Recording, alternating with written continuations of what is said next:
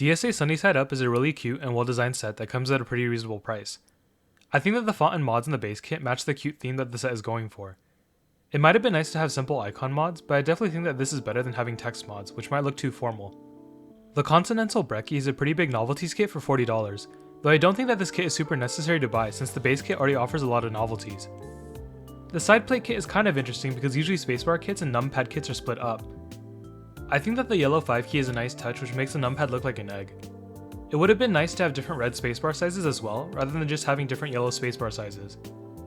If you just wanted the Numpad or the spacebars, it might feel like a waste, but for $30 it's not really all that bad.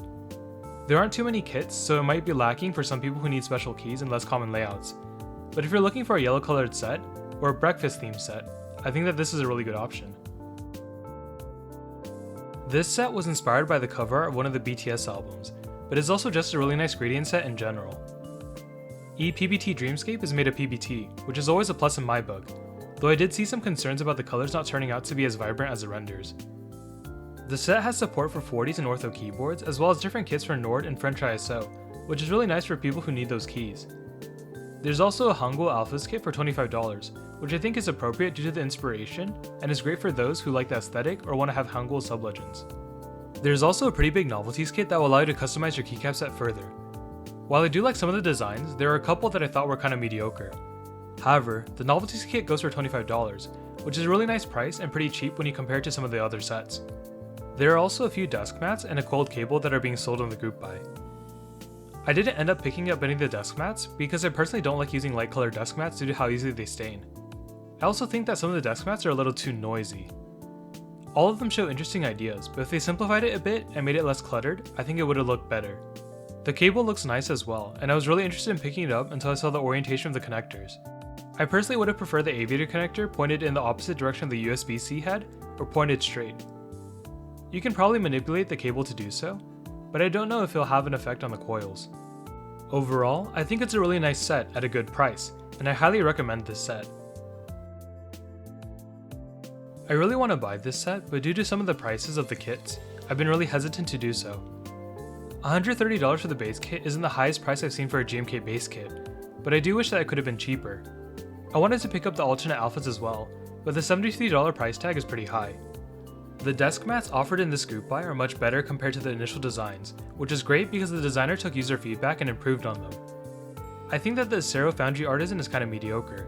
It is one of the novelty designs, but because it's just a general boba cup, other than the color, nothing about the Artisan tells me that it's from GMK Lychee.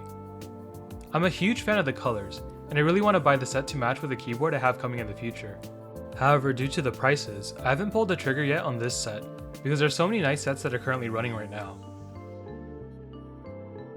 Cat Great Wave is a blue gradient set with a ton of different kits and tons of support for users that require special keys and rare layouts. I think that the novelties kits are really nice and offer a ton of customization. I like the Ukiyo-e and Mon's novelties kit the most, but the Segaha novelties are pretty interesting as well, with the spacebars having a wave design on the sides.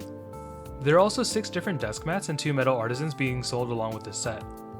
Overall, I like all of the desk mats, but my favorites are the Great Cat's desk mat, the Ryu desk mat, and the Great Koi desk mat. The metal artisans are okay, but I think I like the Acero artisan slightly more.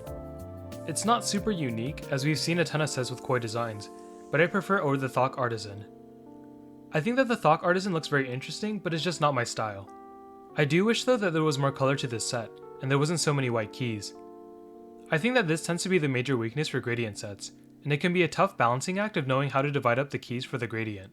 I probably won't be picking up this set because I have way too many blue sets, but I think that the Cat Great Wave is a great set with really nice novelties and some awesome desk mats. The Aella is a 75% keyboard that uses the top burger mounting style. The designer's been part of some major projects such as the JO2, so they have an established track record and you can go check out some of their previous work. The Aella is a screwless, seamless design with one of the nicest side profiles I've seen. It's not something that you'll be seeing while using your keyboard on a daily basis, but I think it demonstrates nice craftsmanship, and it's nice just knowing that it's there. There are 5 color options for this board, but the best ones by far are the purple lilac combo and the deep blue silver colorway. The silver, E-white, and E-black options are clean looking, but because the top and bottom case have the same color, the side profile isn't as accentuated. Unfortunately, this keyboard is not an unlimited group buy, and there will only be 400 units split among 3 vendors. Canon Keys will be using their custom checkout system for the sales of the Aella, but it's probably going to be standard first come first serve for the other 2 vendors. I'm not sure how many people are going to be chasing after this board, but I wish the best of luck to those of you who are trying to get it. The Yeti is an Aella styled board designed by Pneuma. For this group buy, there will be 2 different case options available: aluminum for E-white and E-black, and polycarbonate for amethyst, sapphire, and morganite. I know that some people were disappointed that a white or clear polycarb case wasn't being offered, but maybe if this group buy turns out to be super successful, more color options could be offered in the future. This will be my first Aella board, so I'm really excited for the group buy. I'll probably go with the E-white aluminum because I prefer the weight of aluminum, and I feel like E-white matches with the name of the keyboard better than E-black. There was a set that ran in March called GMK Lychee that you can pre-order off of Kono right now that I think would be perfect for this board. Other than that set, the upcoming ePBT axolotls would be a nice fit, since the designer Pneuma uses an axolotl as their icon/mascot, and ePBT Antarctic Emperor would also probably fit very well. The polycarbonate versions are also nice, but would probably be more limited in which sets would fit since they aren't as neutral. But GMK Lychee would also definitely work with the blue PC version of the Yeti. There is an engraving on the back of the Yeti with an axolotl wearing a Yeti suit, which you won't be seeing for the most part, but I think it would be super cool to maybe infill it with enamel paint. I'm not very experienced at that and I'm somewhat worried that I'll ruin it, but I'm willing to try and give it a shot. Andy did a build stream over on his Twitch channel, so if you want to see the build process and hear a type test, I would head over to his channel and watch the VOD. The Pneuma has been delayed several times already and has shown up in previous group buy videos, but it seems like this time's for real and the group buy will finally begin. In terms of aesthetics, the case is very simple and reminds me of the Salvation, which is a keyboard that was produced and designed by Salvin and Wilbotech. However, the 2 boards are quite different. The Salvation used a leaf spring mounting system, while the Pneuma is a gasket mount board. The gaskets are supposed to be slow rebounding, which helps by absorbing vibrations between the plate and case, and acting as a shock dampener according to the Geek Hack page. The other big difference is price. The Salvation was a pretty great deal, since you could get a really good keyboard with excellent typing experience for around $300.